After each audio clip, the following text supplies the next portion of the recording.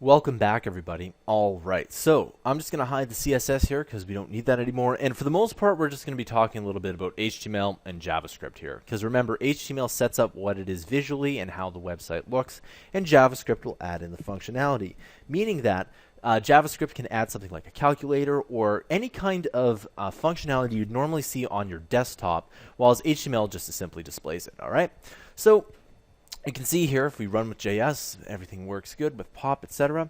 Now what we need to do is we need to add in a button here, and this will be able to call functions, which I'll describe here very shortly. Okay, so I'm just going to type in button here, and I'm going to type in the name. This is a button, just like this, and I'm just going to type in slash button, just like that. All right, now if we go ahead and click this button, you can see that JSBin renders this in real time. And if we click this button, it does nothing. And the reason is that, again, we haven't told this button to do anything. And since we haven't told the button to do anything, it won't do anything. However, if we run with JS, the JavaScript file says pop, and that's what it will do. If I get rid of this, guess what?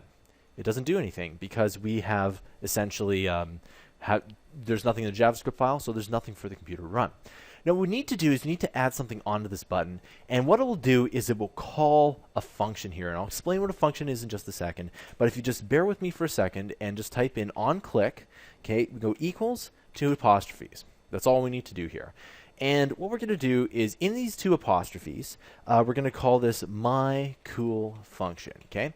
And then we need to put 2 brackets at the end of that. So you can see that it says my cool function, and you'll also notice that the cool and function are capitalized while the my is not. So usually the first word you don't capitalize, yet the other words you do capitalize. And the reason is that this doesn't look as good as this. It's just the way your brain kind of filters out the information. And it looks a little bit better like this. All right, so now we have my cool function. We need to hop over to the JavaScript and create a function. So let's just go ahead and we'll type in function, and we're going to go to my cool. We're just going to type in function just like that. And of course we need the 2 brackets, and then we need 2 curly brackets. We'll push enter twice, and there we go. We got 2 curly brackets. Now again, if we push this button, it does nothing because there's nothing in the function to do.